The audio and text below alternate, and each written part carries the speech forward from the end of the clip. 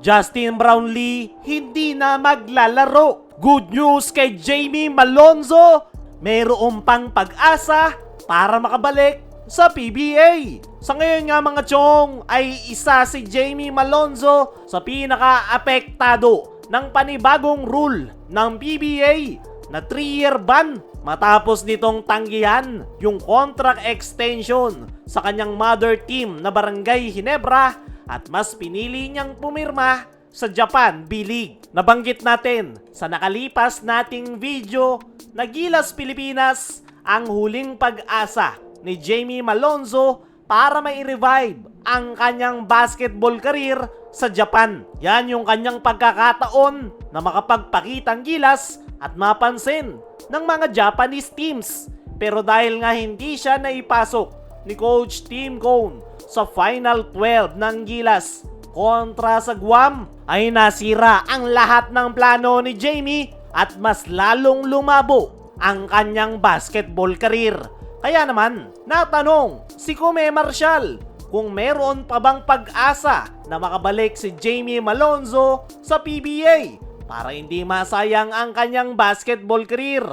Ayon mismo kay Kume Marshall ay para sa kanya ay firm na o ban talaga ng 3 years si Jamie Malonzo. Yan nga raw yung kanyang mga sinasabi sa mga players na pag-isipang mabuti bago lumipad overseas. At isa raw si Jamie Malonzo sa pinakaunang naapektuhan dahil inabutan siya ng panibagong ruling at ibig sabihin hindi siya makapaglalaro ng 3 years. Pero kahit na ganon, meron pa rin daw pag-asa na makabalik si Jamie Malonzo sa PBA at Barangay Ginebra. Depende nga raw yan sa magiging desisyon ng PBA Boards of Governor dahil appealable naman daw yan. Ang kailangan lang daw gawin ay i-appeal ng Barangay Ginebra ang pag-lift ng suspension ni Jamie at saka pagbobotohan ng PBA Boards kung papayagan nila na bumalik si Malonzo sa kanyang dating kupunan na Barangay Ginebra. Pwedeng-pwede ang gawin ng SMC, lalong-lalo na ni Boss Al Francis Chua. Yan ay kung gusto nilang bumalik si Jamie Malonzo sa kanilang kupunan. Pero as of now, walang galaw na ginagawa ang Barangay Ginebra para makabalik si Jamie Malonzo. Walang naging problema sa Barangay Ginebra players maging kay Coach Tim yung naging desisyon ni Jamie Malonzo na maglaro sa Japan. Actually, isa pa nga si Coach Tim sa mga sumalubong kay Jamie Malonzo sa first team practice ng Gilas Pilipinas nitong mga nakalipas na linggo. Ang tanong, okay ba ang Ginebra management lalo na ang SMC sa ginawa ni Malonzo na paglipad sa Japan? Alam naman nating lahat na napakabait ng SMC at ni Boss Al Francis Chua sa kanilang mga players kung saan binibigay nila ang lahat ng gusto ng kanilang mga players. Yan ay kung sumusunod ka sa kanila. Pero kapag pinili mong umalis sa SMC ay malaki yung chance na wala ka nang babalikan. Nitong mga nakaraan, walang ni isang SMC players ang naglaro overseas. Tanging si Jamie Malonzo lang. At mukhang hindi yan nagustuhan ng SMC, kaya naman kahit nabanggit ni Kume Marshall na appealable at pwedeng maibalik ng Ginebra si Jamie Malonzo ay wala pa ring galaw na nangyayari. Pero tingnan na lang natin sa mga susunod na araw kung mag-a-appeal ba talaga ang Ginebra para makabalik si Jamie o hahayaan nila itong maban ng 3 taon. Kaya mga chong, ano ang masasabi nyo? Dapat nga bang mag-appeal ang Ginebra para makabalik si Jamie?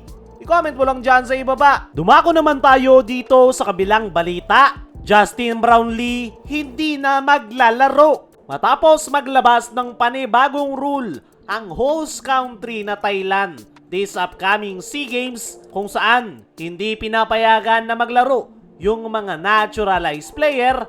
Ay ayon mismo kay Justin Brownlee ay kinumpirma na nito na hindi na siya maglalaro. Ang original plan nga daw talaga ay maglalaro si Brownlee sa SEA Games under Coach Norman Black. Pero dahil nga daw sa biglaang pagbago ng rule ng Thailand, ay kumpirmado ng hindi makakapaglaro si Brownlee. Pero kahit na ganun, ay tuloy-tuloy pa rin daw ang suporta ni Justin Brownlee sa ating national team at kumpiyansa nga ito sa Gilas Pilipinas with Coach Norman Black na magiging maganda yung kanilang kampanya kahit hindi siya makapaglalaro. Para sa akin mga chong, isang malaking sayang na hindi makapaglalaro si Justin Brownlee sa Gilas Pilipinas this upcoming SEA Games. Dahil alam naman nating lahat na lalapit na yung kanyang pagre-retiro at pinaghahandaan na nga yan ng SBP dahil inaasikaso na nila yung papalit kay Brownlee na si Benny Boatwright. Kaya nakakapanghinayang lang talaga na hindi makapaglalaro si Brownlee sa SEA Games. Sa ngayon ay ang focus na lang netong si Justin Brownlee ay ang paparating na FIBA World Cup Asian Qualifiers kung saan makakalaban nila sa darating na Biyernes ang Guam. At tingnan na lang natin kung ano ang ipapakita ni Justin Brownlee. Kaya mga chong, ano ang masasabi nyo na hindi na makapaglalaro si Brownlee sa SEA Games? Ano rin yung masasabi nyo? Dapat bang gumalaw ang Hinebra para pabalikin si Malonzo? I-comment mo lang dyan sa ibaba.